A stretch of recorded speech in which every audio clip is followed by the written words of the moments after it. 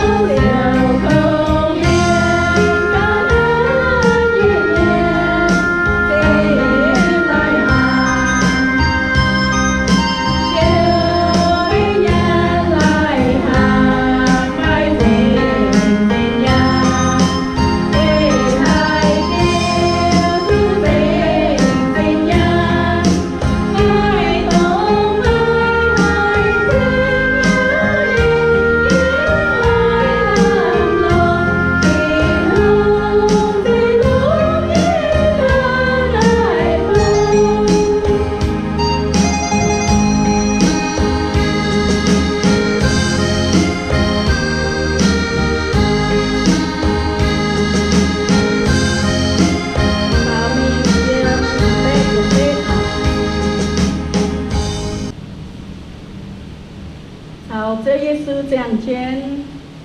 xiên lông chiều mai bùng hiến nữa.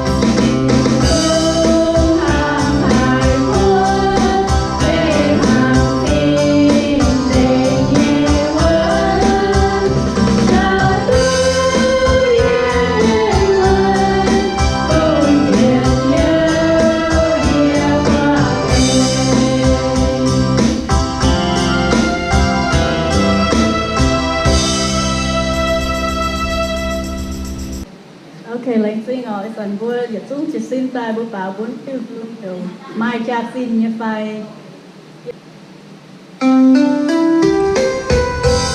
sẽ có vua như xem mình tài mai cha xin như phải dương sao đây ăn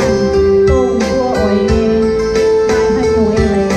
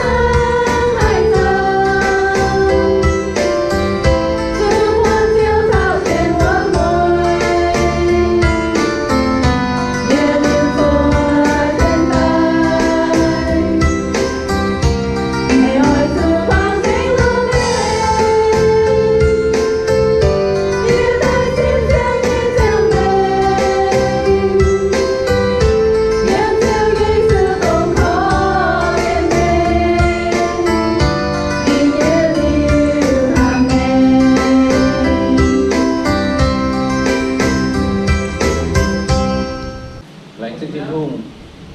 con bùa tôi yếm ná giờ nó là bài chuyện nó bài tôi xem nhìn yếm ná YouTube mà con bùa giờ cái nó mung và giờ cái nó tập phun giờ về bữa sáng thì trước thiên hùng nhà ham con thảo bùa tập tàu nhiên con bùa tôi tập xem nhìn con nhà sáng thì trước thiên hùng giờ họ bây giờ hồ tàu bùa em bỏ cho mình bây giờ hồ tàu con the rattlesnake in our life nàng tổ dân bây giờ mẹ pháp thư pháp song giờ họ có mảng sinh xây hồ tàu sẽ có Việt Nam giang one boat giờ họ bây giờ title one boat. We will continue our series on the rattlesnake in our life. We will be looking in the book of Mark chapter 4 verse 35 to 41. giờ họ với các bạn cái sơ giờ Marco sơ tập về sang phát triển nhiệm là phát triển nhiệm nhiệm bùa tổ hóa hoa lung man hoàng Giêsu bùa sai cỏ bùa mi hóa ngàn sĩ khỏi ton niềm bùa siêu lây gói soạn nhiên địa Giêsu chuối kiến vóc hậu giang to ninh minh nhẹ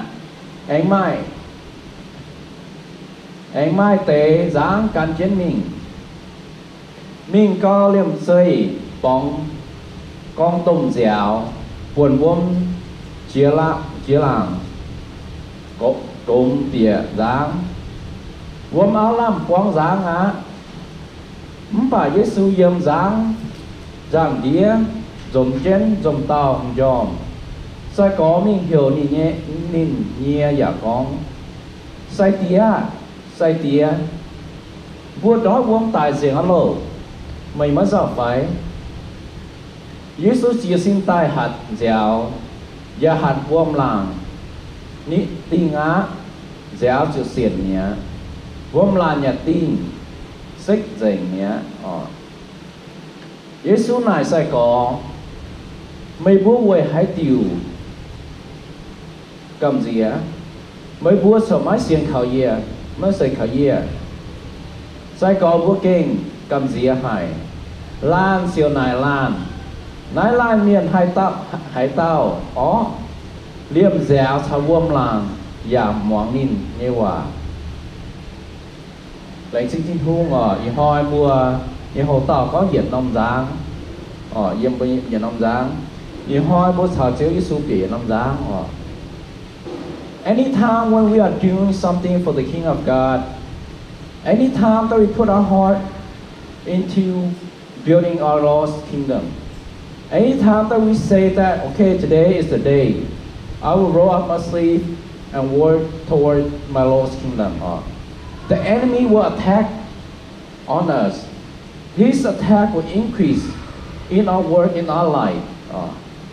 Mà cuốn buôn là nó trong hồ, có bền xiang với nhà hiếu phải nó trong hồ, với bền xiang trong hồ tài,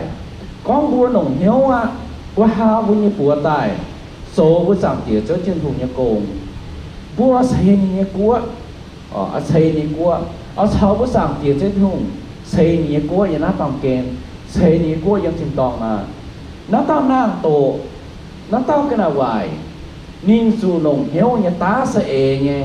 Ta kinh bỏ với nhà con, kinh bỏ với nhà mẹ, kinh bỏ với nhà hiếu buôn bùa hoa sầu nên nhà kinh bỏ với cháu nhà bùi mẹ, cậu chấm cho phào hăng, ní sa cậu chấm cho phào, ghé cho bùa mình, mà buôn bùa tổ tiêu tìm hùng nhà con, ở xây nhà bùa. Even Jesus came under attack when he was prepared to cast a legion of demon out at Gadara Galasa. Bây giờ sáng tiệt cho Giêsu phải hăng nghe, nia sự quăng thầy cháu, Satan phải hăng nhau kinh bỏ nín, ở công bè ở kinh bỏ nín, bây giờ nó做嘢工，我誒sáng tiệt嘢誒做啲咩，我bây giờ chuẩn Satan出，我bây giờ chuẩn miễn出，yên miễn như mẹ, Satan này phải hăng nghe, bền xiang, nó thầy cháu thầy kinh bỏ của sáng tiệt Giêsu, bền xiang này ghé nín Violent and destructive winds seemed to come out of nowhere to capsize Jesus' boat and drown him and his disciple in the middle of the lake. Bố mà cá túng tê bong tôm dẻo này, dâm nó vuông nó dâm nó đố nhiều này, dâm hải tái, nó vuông như hải tái, sẽ hải tái, như hải xuất tái, dâm nó đố này. mà gắn thế giáo hai tái ở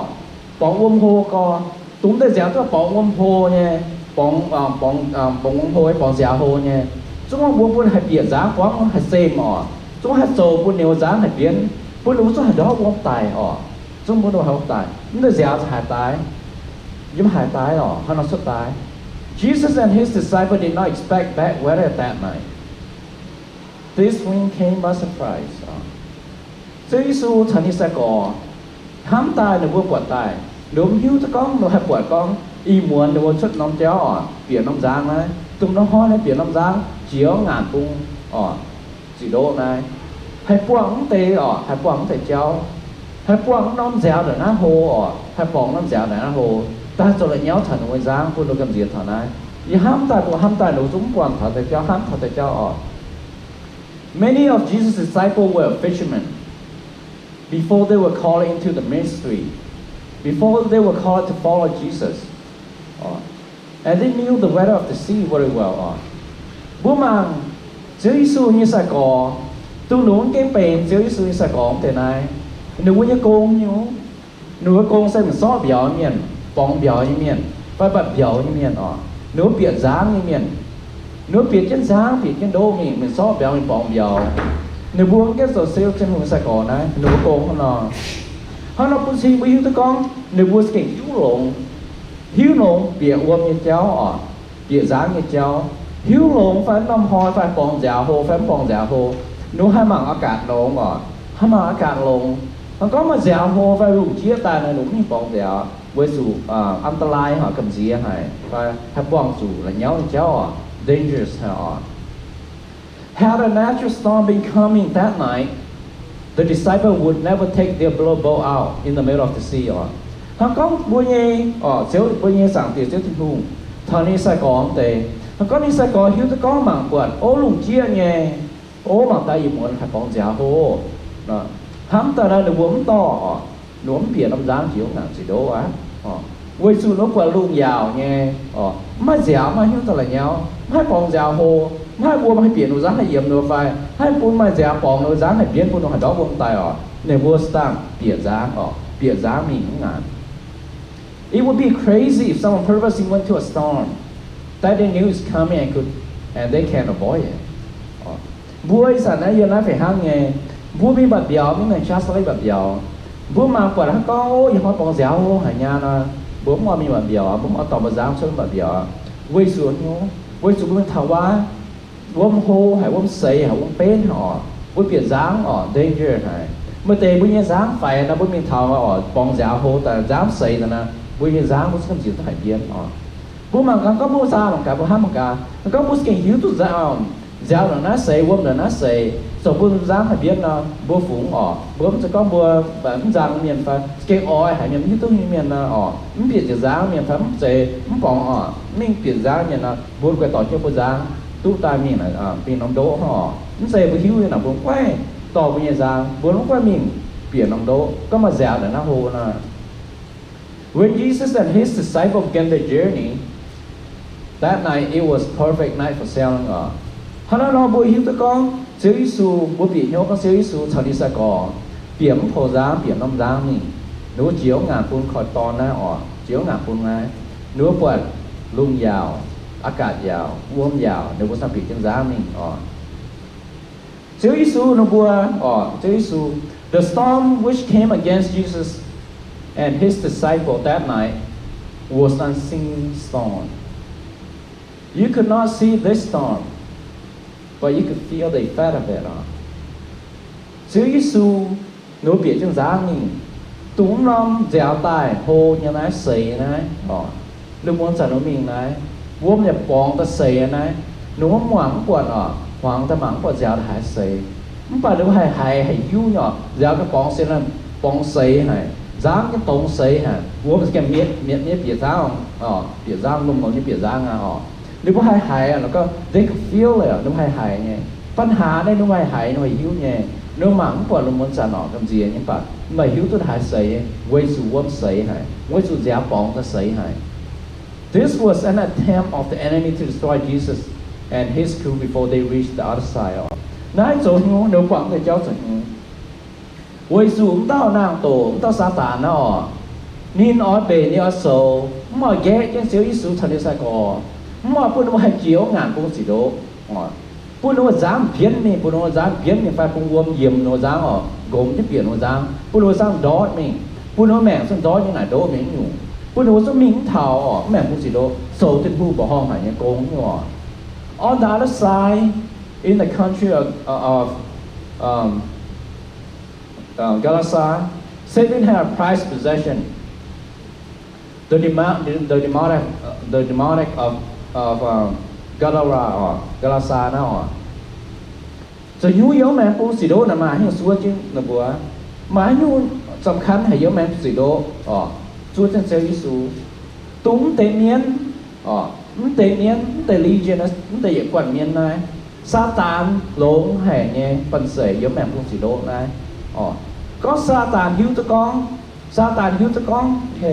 เซลยิสูนี่เจียปงสิโดมันนะเซลยิสูโสนี่ดอสิ่งเนี่ยปันเสยดอสิ่งนี้กูเนี่ยเป็นเสียนี่กูหลงหาเนี่ยกูซาตานเนี่ยกูหลงหาเนี่ยกูyoung man pun nom lang young man pun sido นายก็เซลยิสูเจียนี่นะนี่สวยเนี่ยนี่ไม่ว่านี่ losing possession เนี่ย Satan did not want his prized possession to come in contact with Jesus. The devil knew that if this happened, he will lose his prized possession. Jesus is the Lord of the wind and the wave. The attack that came against Jesus, the enemy will attempt to do this to us. Tùng nó kéo nhau bốn siêu Giêsu chiếm bốn sĩ đô này, vì chủ sa tá nên mà này quan biển miên mình miên cuốn trên là buôn biển là một sinh này, xăm quan như mà siêu Giêsu chiếm mẹ bốn sĩ đô mình chiếm thái thật đầu sa tá cho thảo nà Giêsu trên hung như độ to nè, mấy chúng ta là nhau như búa này mấy tận là nhau như một số những tổng này chẳng nghe Chúa Giêsu chuẩn được bùa, nó thố Chúa Giêsu bùa nó bịa quan tụng nó đó tại đi bàn đi bàn rồi mình nói tung nái ok tung nái Satan này hiếu tới con Chúa Giêsu thằng nái chịu buồn này nghe quan tung căn nhiều tệ tung to lên rồi này cháo tệ tung bịa miệng cho hỏi miệng nhiều tệ quá đừng quay mảng tệ quá ở chủ Chúa Giêsu bữa sáng tiền chết hùng to là bữa nghe bận dày miệng nếu bận dày dày miền nó chá rồi miền nó nhớ công rồi phụ nữ phát rồi phân nhau phụ nữ tài là giống cho nhau sa tánมันใส่ช่วยจังđóจังnhỏถ้าnó sa tánสังเกตจังว่าphụ nữ chỉ phụว่าphụ nữ số này cũng công bữa giờ phải hang nghe siêu Giêsu nàyนี่số siêu cún hạt hạt tới dẻo hạt nó vuông tin xiên gì này phải hang cho sa tán tu nín số kinh bỏ bữa sáng tiết Giêsu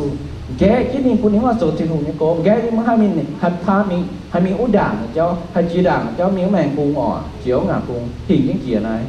chúng ta sa tán chúng ta năng tổ nó phải hang nghe nhỏ ghé chứ bùi như mèn tung bùa hát sàn bùa bùn hiếu bùa chỉ hiếu ta con bùa số tiền hùng như cô mai nó cô nhân chứ bùa hiếu mèn bùn chỉ đố mèn bùn chỉ khói mèn bùn bồn như bùi như mèn trên hung bền sáng lốm hải như bùa hong hải như cô bùa sầu lốm hải khu hải như xỉ bùa sầu sa tán ta năng tổ dân bùi mẹ nì yếm chứ bùi xịt cháu bùi đồn phê chứ nì tôi sa nè sổ bùi lông sổ bùi cầm gì ghé chứ bùi mọi mình sổ chân hùng như con mà sổ chân hùng như bùi hong hải như cha chân hùng bùi hong hải như khu con khu xỉ dân bùi mẹ sổ như con hắn nó khún hắn bùi nhẹ sáng tiết chân hùng bùi ham mình nó sao nè bịa nóng giá nhỉ bùi mẹ phải ham nghe mà sao những cháu ta kìm bỏ bùa mà sao nó cháu ta sổ bùi hay đó bùi như sẵn tin hạt đó của nhà mẹ giống như sáng tiết chết hùng, số bố mới chá, số bố mới nổi, số bố mới số tiền hùng như con, với chúng ta sa tán, với chúng ta đang tổ, ta là nhau thập bùa, hoàng thập bùa ngón, số thập bùa cầm gì bùa cầm gì bố mới bận sấy, bố mới chá, ở số tiền hùng như con, với chúng mình hiểu tất con, bố chia bố nhà mẹ biến chia năm bố mình, biến chá bố sáu chiếm năm sáu hồ mà na, bùa tu về châu đi xuống nhà cảnh khu như nam nhiều, khu như con miền chào bữa sáng tiệc Giêsu nắng như bùa hiện năm hiếu năm cha xây nỉ bùa hiện năm bằng kiến. We must deal with this attack. We in the name of Jesus must take authority over the wind and the wave that come against our life, our family, our business, and our body. Bùa số bền, bùa số bóng, bố rồi hình thao chiến tới Satan tao nàng tổ là nhau thảo của nhân mẹ là nhau thảo của nhân cô là nhau thảo của nhân tim là nhau thảo của nhân linh nguồn đấy bố rồi tên bố sảng tiệt cho Giêsu như bùa hình chia cho như nhung bố rồi tên bố sảng tiệt cho Giêsu như bùa rồi bố mà cha bố mà nói hay hình cái chiến tao nàng tổ như mẹ quân tao nàng tổ đồng như phần sấy ta là nhau thảo của hoàng tỏi phải là nhau thảo của chụp bàng phải là nhau thảo của như cô phải là nhau thảo của buồn xin rồi bố mà cha rồi bố mà nói bố rồi tên bố sảng tiệt cho Giêsu như bùa hình chia nó như bùa bố hong hải nhé nó như bùa này bố bố hình chia ra nhung hình chia ra nhung. If the enemy had created a financial problem in our life, then Jesus would want to bless us with a storm of financial blessing. Hả con tao nàng tổ là nhớ thật bố như mẹ số bún bùa như chừng nhãn cậu bún bùa khố bún bùa lọt bùa như sổ cô nhãn cậu lùng mấy nhà mà là hàng nhận mấy nhà xuất tổ biểu mấy nhà bún cả nái ở mãi cả nái là nhớ thật bùa bùi hữu cho con bùa sảng tiệt chiếu Giêsu nên nói bún xây phú bún bùa nên nói bún bún nè phú tuy dìa hăng tôi biểu là dìa dân bùa như mẹ bún bùa quăng dành nhiều tôi nhiều tổ lồng chúng lồng như nhau bùi hữu tu quân sa tán quân ta đang tổ ta kinh bỏ bùi như mẹ bún bùa là hai nhân khâu bùa sảng tiệt chứ cái thủ nên tôi xây bùa ăn cao lồng dìa có tham dìa. If the adversary has created a sickness in the body, then Jesus would reach down his mighty hand from heaven to heal us. Có một quần xin sa tán cái bảo quần xin bún bùa mà bèn bún bùa sẽ mà thằng bèn sắm bún bùa quần xin mà chá mà làm mùn sắm mà cái nào như bùa quần xin như bùa như mẹ bùi hiếu tôi có bùa sảng tiệt cho Giêsu nếu xuống như hung bùa chỉ ná bằng kênh tại mua cho bùa nan mà cho bùa thêm bùa sọ bùa như bèn tung bùa mai như nó bèn tung bùa quần xin mau như bùa mà chá như bùa giám như bèn phần ní bùa giáo mùn như bèn phần ní bùa như cũng như xin phê mùn như bèn phần ní có mùn như bèn phần ní tung như nhiều bùa quần xin sọ bùa mau bùa mà chá sọ tuyên hùng như con tề này bùa sảng tiệt chết tuyên hùng nên là sung ní bùa dễ tài mà như bùa thêm bùa trò dành bùa như bèn nắm chứ bùa nó nóm trong hồ thằng đi sọ trên ní con mình bùa hiếu tu sảng tiệt chết Giêsu nó cuốn sa ta nên khi bỏ bùa đồng hải bà bùa sảng tiệt chết Giêsu nín quảng bùa The devil has created a horrible mess in our life. Our Lord Jesus would want to hold us in His armor. Không có bùa như cha bùa như hoàng tỏi bùa màปัญหาnhư bùa như cha bùa màปัญหาnhư bùa hoàng tỏi mà bùa như khóc bùa này bùa như xíu Giêsu bùa như sảng tiệt rất tuyệt vời nếu là hót cho bùa yếm này dần hiến hót cho bùa yếm này dần hiến hót cho bùa yếm này bùaคุณว่าmà hai bùn tao nàng tổ tao sa tàn hay xé hoài bùa như hoàng tỏi hay xé hoài bùa như cha quay xuống nhú quay xuống chơi Giêsu nịnh kíp tài bùa như cha nên kíp bùa tài bùa như hoàng tỏi nịnh kíp bùa tài nên xây bùa mà cha nên xây bùa hoàng tỏi hay hàng cái nịnh hàng nín bùn hay nhú hai hoài vậy cho hai ta lại nháo thằng bùa như mẹ hay là nháo thằng bùa như cha hay là nháo thằng bùa hoàng tỏi hay xé thằng bùa giàn bùa dốc trên dìa nắm dậy bùa sảng tiệt bùa thắm thì cháu bùa thắm những biển nắm giang bùa tụi tên như bùa khâu ni giám chào bùa yếm bùa như mẹ. Whatever the devil does to our life, Jesus will bless us greater than the promise the devil will give to us. Mấy bùa hắn nhu cái này bà tao nào tổ số tao hỏi bùa như mẹ số tao hỏi bùa mẹ mà bùa hại như số tao là hại như vật hại như hiếu là hại như khâu rồi bùa như mẹ bùa số sao hiến vào ấm bà bùa hiếu tôi con bùa sảng tiệt Giêsu nia cha nia lì nên bùa hay hình cái gì thề bùa này nán cho mình nếm quảng bùa nên nó xây phú bùa cầu kinh yêu chỉ cầu túc lông chỉ cầu hiến chỉ tụ sa tàn tao nàng tụ ở chỗ tao hỏi bùa này nếu mà bùa như dáng bùa dáng bùa phải hiểm bùa này bùa như dáng sau này biển năm dáng này bùa như dáng hay biến bùa như linh quân hay tài bùa hay tốt sao nín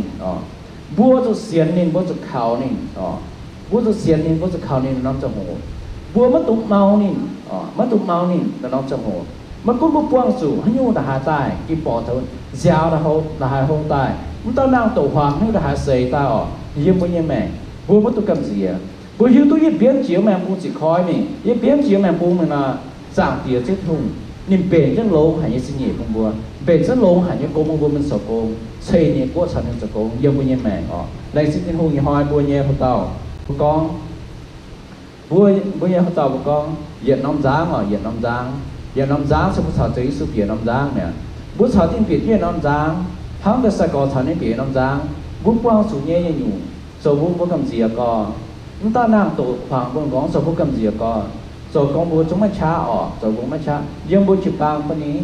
dương bố như mèn phần ní ở dương bố như cha phần ní dương bố hoàng tỏi phần ní tao sáng tán rồi bố mau cầu bố chấm làm khảo ở mà làm khảo bố hòn hoi bố phần sinh nhà máu tiếng Việt phần ní ở mà bèn thấm nhớ phá phần ní và vẫn bố hiếu tụi con bố nhẹ sàng tiệt chết tụi luôn nín quảng bùa nínจะ xài yếm chúa nhẹ bố mình hiểu nín nọ thángแต่ sai có nín hiểu nín nghe tài nín dòm như vậy hiểu nín nghe tài thèn bùa ở bố giờจะ xài bốจะ cào thấu bố sàng tiệt chứ không bốจะ xài hiểu nín nọ tế này bố hiểu nín thèn bố như mẹ bố bị hi chia cho nhiều như mẹ